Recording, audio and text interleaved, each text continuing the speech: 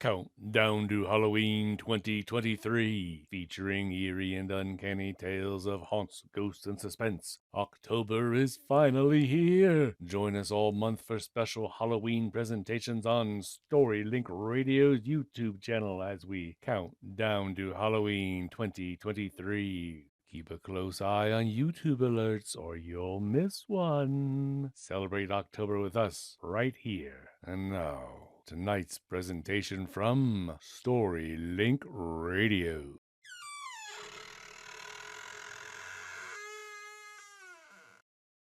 Crying Wolf. I know you don't believe me, but I'm certain it's true. Anne turned her lower lip down in a pout. Come on, Anne, think about it, Byron soothed. It just isn't possible that zookeepers are really animals in human form. It doesn't make any sense. Byron and Anne were very close friends. They had grown up next door to each other, and he was used to her quirky imagination. Not only did Anne believe strongly in ghosts, vampires, and werewolves, she often made up sinister explanations for the most innocent of events. One of her very closest friends when she was growing up was a young fellow named Rick. And since a class trip to the zoo last week, Anne had decided that zookeepers were really animals that had taken temporary human form. She claimed that the beasts planned to lure unsuspecting youngsters into their lair and then devour them. What makes you so sure that they aren't? Anne demanded for the third time. Anne, Byron tried again. Anne, didn't everybody come back from the zoo? Is anyone missing? She simply waved her hand and insisted, We were just lucky this time. Byron shook his head as he watched his friend walk away. What kind of story did she cook up this time? John asked, and had crept up, and now he playfully punched Byron on the arm. Does she still think the night janitor's a vampire? He curled his fingers in imitation claws and bared his teeth. No, John, don't make fun of her. She's going to be a great writer someday, like that Paolini guy. You'll be proud that you knew her. John laughed, but Byron was serious. One of the things that he and Anne shared was a love of science fiction and horror stories. When they were little, they would spend hours reading sci-fi and scary books and magazines. Eventually, Anne began to make up her own stories. She had notebooks full of them, and Byron loved reading each and every one. She even had worked up the courage to send her favorite story to Horror Tales magazine. Byron shrugged. It's just that sometimes she lets her imagination get the best of her, John raised his eyebrows. Right, she's a regular Edgar Allan Poe. After dinner that evening, Byron gathered up his books and went next door. He and Anne usually did their work together. At a table in the brightly lit kitchen, they were reviewing a list of the state capitals when Anne suddenly looked over her shoulder. Did you see that? Byron looked around. See what, Anne? It was something. I saw it out of the corner of my eye. It moved. No, Anne, there's nothing. I saw something. And when you looked, it wasn't there. Yes. Byron nodded. Yeah, I know. Everybody does that sometimes. It's an optical illusion or something. They returned to their studies, but Byron noticed that Anne kept shifting her gaze from side to side. Uh-oh, Byron thought. What's she going to come up with now? It didn't take long for him to find out. The next morning on the bus, Anne was a little jumpy. You look tired, Byron remarked as he slid into the seat next to Anne. I am. I didn't get a lot of sleep last night. Do you remember when I told you I thought I saw something on the corner of my eye in the kitchen? What happened again after you left? And I told you everybody sees that. It's nothing to worry about. No, listen. There really was something there. It was a small, dark shape, like a little creature, a graveling or a gremlin, maybe. You mean you saw a cute little fuzzy pointed-eared beastie? Byron teased. Oh no, now we're all in terrible trouble. Anne twisted away and looked out the window. You don't believe me. At lunchtime, Byron and his friends always ate in the shade of the largest tree in the playground. He barely had a chance to open his lunchbox before John started poking around. Is that a ham and cheese? John craned his neck to see the sandwich that Byron was unwrapping. If it is, I'll give you my tuna fish. No, thanks. I'll throw in a bag of potato chips. Anne pulled her lunch from her brown bag. If you want peanut butter and jelly, I'll trade with you, John. John laughed. How do I know it's peanut butter and jelly, Anne, and not crunchy werewolf tongues and bat's blood? John put his hands to his throat, crossed his eyes, did an imitation of choking. The other kids giggled, and Anne looked embarrassed. Byron was quick to come to her aid. Anything would be better than that cat food you eat every day, John. He winked at Anne. John looked sheepish. You're right. I can't face another day of tuna fish. I was only joking. Peanut butter sounds great, Anne. Anne smiled good-naturedly, and they exchanged sandwiches. John eagerly unwrapped his prize. What? Are you kidding? Somebody already had been eating at this. He held out the sandwich to show the tiny bites that had been taken all the way around. Well, it must have been a mouse or something, Byron ventured on the bus ride home. A mouse, Anne pointed out, would not rewrap the sandwich after it had taken a few bites. It was them, Byron. I know who they are. I wrote a story about creatures just like them a while ago, hungry little beasts from a sort of parallel dimension. She paused as if a thought had suddenly occurred to her. That must be it, she said softly. Anne seemed to be talking more to herself than to her friend. And now that I know who they are, they have to get rid of me, Byron. They have to get rid of me. They're all around. They're just waiting until the right time when I'm all alone. No. Are you still talking about your gremlins? I told you it's just an optical illusion, Byron said. But what if it isn't, Byron? What if they really are there, preying on humans as they please, perhaps as food, picking us off one by one?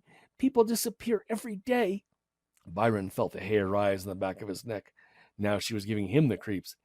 And if that's true, why can't I see them? Because you don't believe they're there. You won't let yourself see them. But I did. And now it's too late for me. I know their secret. I'm a threat to them, and they have to get rid of me, Byron. And you're letting your imagination get the better of you. Am I? Is this my imagination? What makes you so sure? She held out the book report that she'd been working on the night before. A faint trail of very small, human-like footprints ran along the side of the page. The next day, Anne showed Byron a large bruise and a scratch on her leg and claimed that they were getting bolder. I'm really frightened, Byron.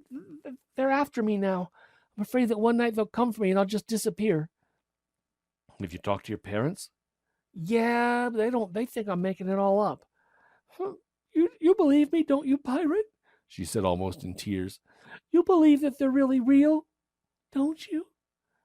Byron wasn't sure what to say. He wanted to help his friend. Finally, he whispered, Yeah, Anne, I believe you.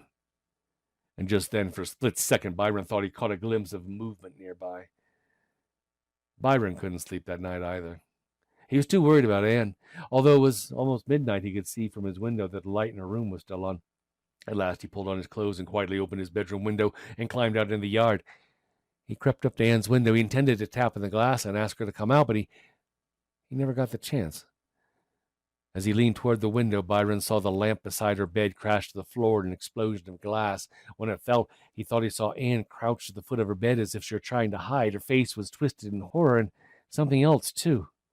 2 or 3 small figures, half human, half beast, loping toward her on long, thin legs, where their claws, hands extended, maybe. There just wasn't enough time, not enough light. A chill ran down his spine. Had one of the little beings actually turned and looked directly at him with glittering cat-like eyes? He couldn't be sure. Suddenly, the overhead light blazed. Anne's father entered the room. Her mother stood near the door with her hand on the light switch. Byron crouched down. He watched them scan the bedroom, pick up the broken lamp. He heard them call Anne's name, but she was nowhere to be found. Byron didn't know what to do. He quickly crossed the distance between the 2 houses and slipped back into his own bedroom window. As he was changing back into his pajamas, the telephone rang. He stepped into the darkened hall and saw his mother through the open door of the family room. She was speaking into the receiver. What? No, Angela. Byron's already in bed. Well, she certainly isn't here. Yeah. Oh, okay, Angela. I'll talk to him. Then we'll be right over, right? Byron couldn't decide what to do. He wasn't really sure what had happened in his friend's now empty bedroom. He quickly slipped back to his room and into bed. He could hear his parents' worried voices in the other room. A moment later, a sliver of brightness shone under his bedroom door. There was a knock, and his mother opened the door. His father stood behind her. Light from the hall spilled into the room and pooled at the foot of Byron's bed. I'm sorry to wake you, dear, but Mrs. Yates just called. She said that Anne is gone. All her things are there, but she's missing. Did she say anything to you tonight? Was she upset? Did you have any idea where she might be?" Byron sat up. What could he say? How could he convince him? He knew it sounded crazy, but he said, "Yes, I think she's in trouble. She told me there were these things like gremlins that were after her." "I don't want to hear that kind of nonsense," Byron's father warned. "We all know about her wild imagination, but this is serious." He looked at his parents. They'd never believe him. He wasn't even sure that he did, but he had to do something. He threw the covers back and jumped out of bed. "It's not just her imagination. You've got to do something," Byron pleaded. "I looked at her window. I saw them myself. Or at least, I think I did." His parents glanced at each other. "They were small and they had claws and sharp teeth. I think they took her away. Maybe they killed her. Don't you believe me?" He looked from one to the other. "You don't believe me?" Byron's father put his arm around his son's shoulder. "How can we, Byron? I know this upsets you, but you can't start making up monsters to solve real problems. There's no time for such things. Anne might have run away. She could be in danger. Now, did she say anything to you that might help?" Byron felt himself go limp. Anne had really been upset. Maybe she really did run away. Maybe he had dreamed the whole thing. "No, Dad. She didn't say anything to me." "All right, then. We're going next door to see if we can help." "Is there anything I can do?" His mother reached out and stroked his hair. "Not now, honey. Just go back to bed. We'll talk about it in the morning." Byron looked out across the garden and saw his parents entering the house next door. Yeah, but what if it wasn't a dream? What if Anne had been right? He glanced down and his gaze fell on something on the sill of his open window. It was a tiny footprint of some sort. Something that he had seen once before. Then just out of the corner of his eye, a slight movement caught his attention. But he turned to find nothing there. You've just heard tonight's story from Storylink Radio's Countdown to Halloween 2023. Remember to come back for our next tale. Many more stories of all genres available to listen to and read along with now on our website at www.storylinkradio.com.